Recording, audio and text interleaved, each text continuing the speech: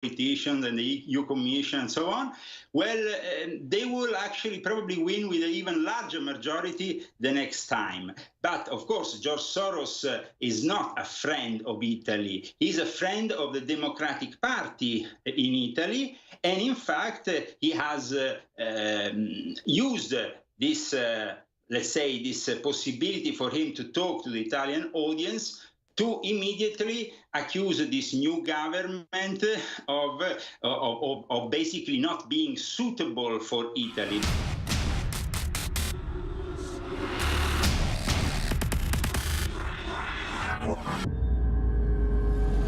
All right, my guest is Leo Zagami, leozagami.com. Now, Leo, obviously there is a lot of big developments happening in Italy right now, and you know, you've been reporting on this, you've been seeing this coming for a while, and we've always wondered, will the populist momentum, will the nationalist momentum come to fruition? You've had all these hurdles in front of you to leap, but George Soros, being one of those hurdles, is now starting to panic. And it looks like the reality is setting into him that Italy wants out of the EU. And so now they're kind of debating a new tactic here, it seems like to me, Leo, where maybe they kind of do a thing where they let Italy think it's getting out of the EU, but just keep it in kind of like a Brexit deal in order to keep the populists at bay. But you're the expert from leozagami.com. Leo Zagami, what is the story today? What is the latest on the populist uprising in Italy? Well, hello, Owen, and hello to our viewers and listeners. I would say that the main thing is the visit of George Soros in Italy, which I found profoundly disturbing, as also this visit has been made on money given by the taxpayers, because he participated to the economic festival in Trento, which has taken money financed by the state.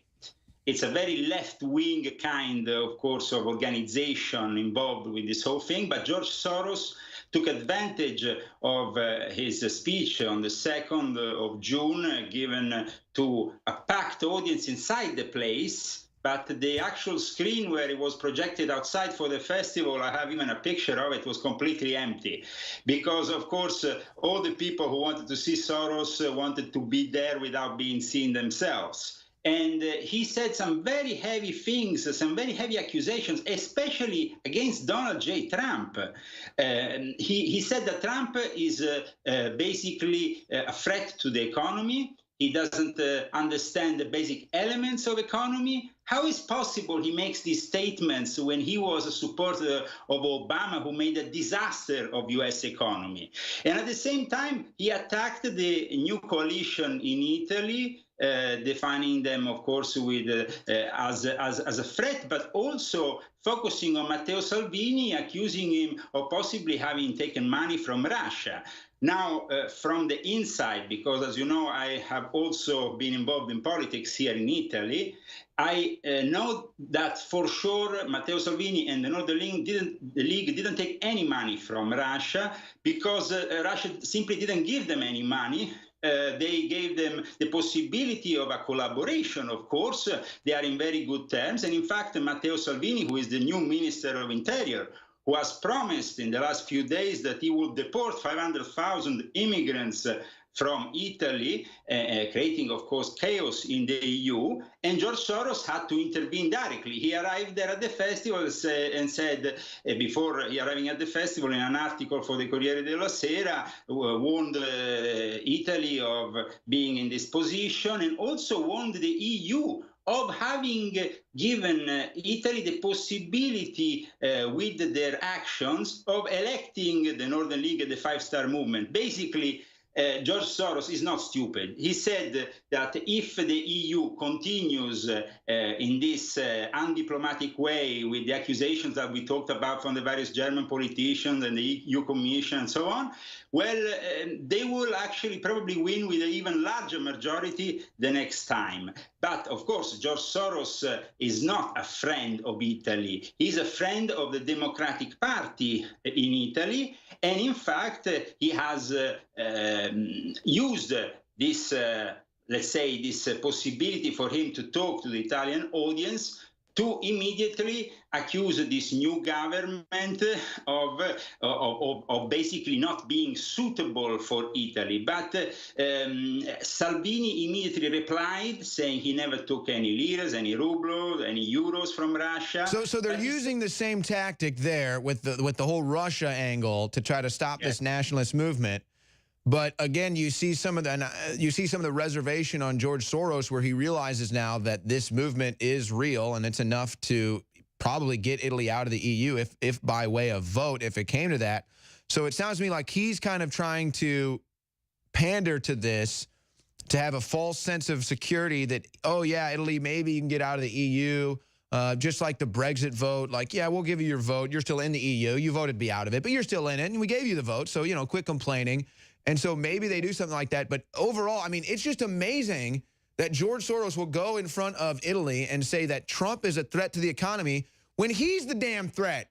He knows he's the threat. He's the one that bet on the EU. If Italy has a sovereign nation, he's the one that loses.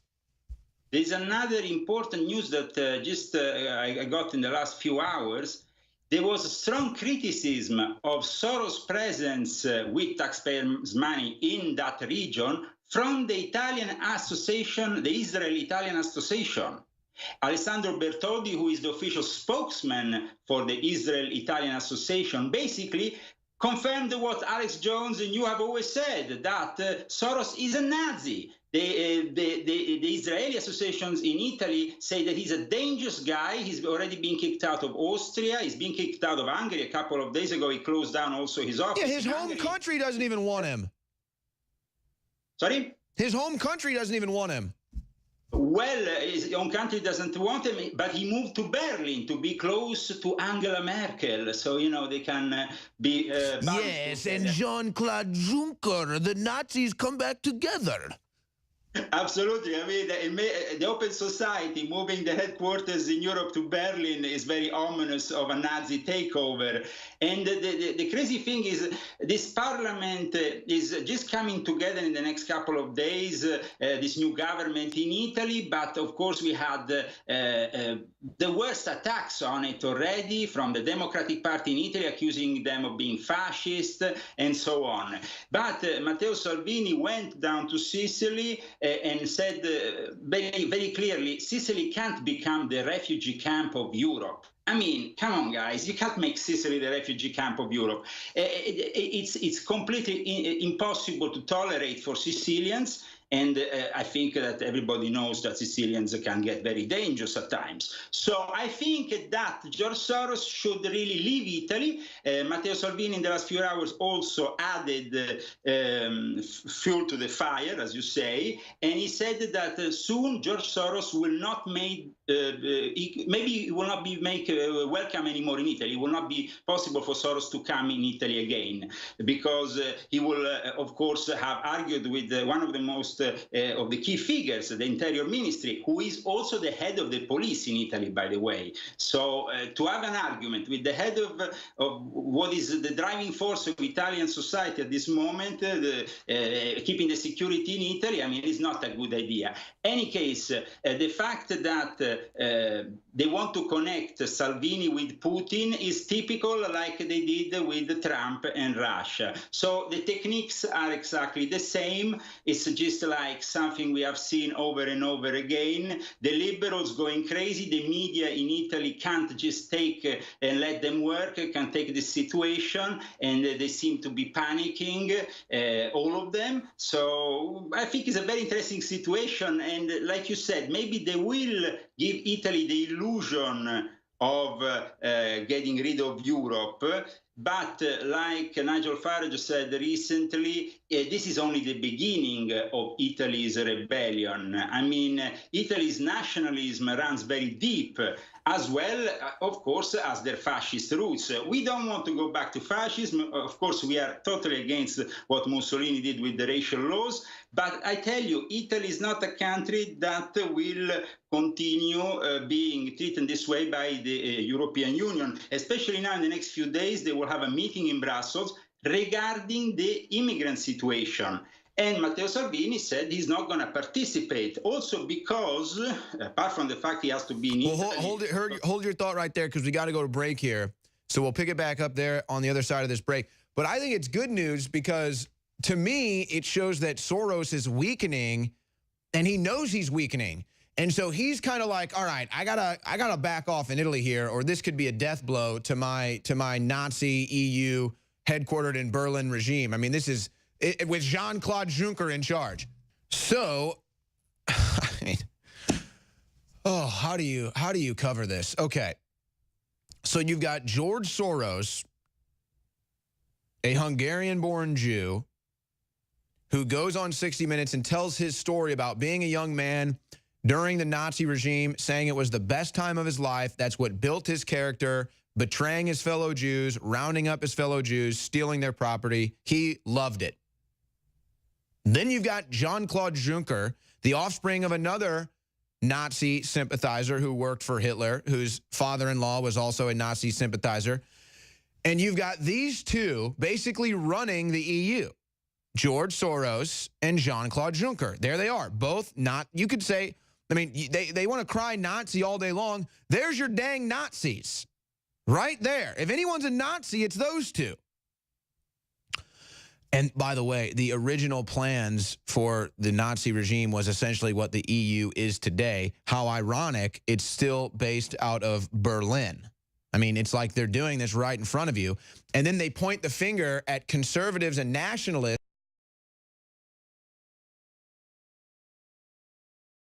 for their AI, now say that Republicans are Nazis. And it's like, George Soros and Jean-Claude Juncker, though, don't even exist. You know, you search them, you're not going to find their Nazi ties. Not front page, not right there. And, Leo, this is like the overarching agenda behind the EU. It's about centralized power. And Soros has bet with all his hedge funds and all his billions of dollars on the EU coming to fruition for full power, and now it's collapsing, and he realizes it, and so he's panicking. And then you've got in Italy now, where there's this mass migration problem all across Europe, but Italy is finally saying with enough consensus, we've had enough, and its leaders are doing something about it. So now here we are. Leo, break it all down with what has led to this moment and what comes next in Italy with this populist and nationalist uprising. Well, yesterday, as I said earlier, Salvini, the new interior minister, was in Sicily, and immediately now there is a diplomatic confrontation with Tunisia and with Tunisia, because he has basically said to Tunisia, you can't keep on sending all your worst people here. I mean, people who are usually, you know, people who are in jail and just come out of jail, or actually just broke from jail. They just go on a ship and go all the way to Italy. We had a boat of immigrants arriving in Sardinia earlier on, I think yesterday, and there was Whoa, hold up. Did you just say there's a boat arriving in the islands of Sardinia? Yeah, there was a boat of immigrants who arrived and stowed in a restaurant. They broke into a restaurant. They stole over €1,000 food, money. Fortunately, the Carabinieri, the police, arrived and they got arrested. The Sardinians aren't going to put up with that. No, they are even worse than the Sicilians. But they use this knife to cut people, which is made like this, and you put under and you cut them like open. So I think it's not a good idea to get the Sardinians angry. In any case, as I said, the fact that Soros used this trip to Italy to criticize Trump and also give an ominous prophecy saying that Trump's political stand is going to end after the midterm elections. Now, I will invite Trump and his supporters to keep an eye on Soros, because this guy is working around some kind of plan for the midterm elections. And after that, he wants to see Trump totally out of the picture, because Trump is his main enemy. So we need to really make George Soros aware that we are on his case, that we are not going to take this anymore, neither in Europe or in the US. And here in Italy is now an open war between the terror minister and George Soros, who in any case is still considered a very important ally by the president of Italy, Mattarella, who received them in private last year together with the ex-prime minister Gentiloni. So we have a very delicate situation now with the new government that, of course, has been sustained by all the people. On the 2nd of June, if you go on the internet, you will find this incredible military parade made in Rome. And finally, the soldiers were proud of their government. Last year, the communists were in power, disdained this event, and even made faces during the parade, making... So just like how Trump has returned American pride and nationalism to America, you're seeing that in Italy happening right now. Yes, with the new Prime Minister Conte, we want... Okay, no. I'm sorry, Leo, I just want to pause you right there, and we're going to continue to get updates from you on that situation. But I just want to go for the final 2 minutes here in a different direction, if you don't mind. Sure. And I want to go here with you because I know that you know a lot of this stuff behind the scenes, Illuminati, secret societies, where this weekend... I decided to just go back down the rabbit hole away from politics into the secret history and the secret stuff. Now, there was this story that went viral today. A major physics experiment just detected a particle that shouldn't exist. Well, okay, it shouldn't exist based on mainstream science and mainstream physics, right? But this is like what they're going to say, because I think right now, Leo, we're on the verge of a major breakthrough when it comes to human history. Now, the reason why I was shocked at the island of Sardinia, many people probably don't realize the secret human history that is on the island of Sardinia and how the Catholic Church has been working to bury a lot of that secret history. So just in the final minute and a half here, Leo Zagami, leozagami.com, do you think we're on the verge of getting a lot of the secret history of humans out there? Do you think a lot of the mysteries of the universe are finally going to come to the general population's understanding and knowledge? Well, of course, they are moving towards merging with artificial intelligence, which means an immense amount of knowledge all together and for everybody. At that point, though, they will have to control such knowledge. And at the same time, the CERN laboratories in Switzerland are working to break into what is the mysteries of, the ultimate mysteries of quantum physics, to enter other dimensions, and possibly, of course, doing damage by doing this kind of experiments, because they might even be very dangerous for humanity to open those dimensions, which, of course, also are linked with esotericism, with the use and the invocations of certain entities. There was that ritual that went on mysteriously in front of the CERN laboratories that nobody ever really gave us a serious explanation of what went on. I mean, there is a video of somebody stabbing a woman. There is these people in capes. Stuff in the sky, too. And a lot of people don't even know about CERN. They don't know about the Hadron Collider, and it's all right there. The mysteries of the universe are right there for us, Leo Zagami, if people just want to look. leozagami.com, great work as usual. We'll stay in touch as you're giving us all the updates on the populist uprising in Italy. There goes Leo Zagami from leozagami.com. It just keeps coming, the craziness, folks. It just keeps coming. You know, someone very profoundly once said many years ago that if fascism ever comes to America, it'll come in the name of liberalism.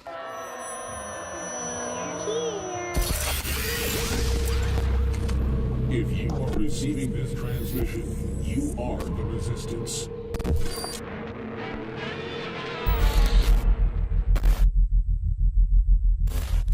Hope the mainstream media feels powerful when you know this is all going on and you do everything you can to lie about what this show broadcasts and what we cover.